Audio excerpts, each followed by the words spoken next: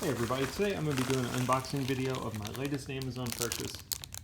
This is the clear set of travel bottles. Not sure if you're going to be able to see the company name in this video. I'm going to try and get it to where you can see it. But it is a 6-pack of travel bottles. Let me open them up so we can take a look at them.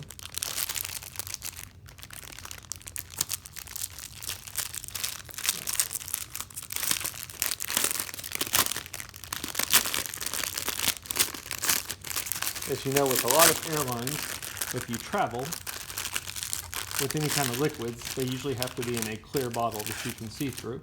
And that's exactly what these are. Totally clear, you can see my fingers through there. Have a nice tight lid, and then the screw cap, so you can take it off and fill them. Now you don't have to get the ones like I got. I bought these clear ones.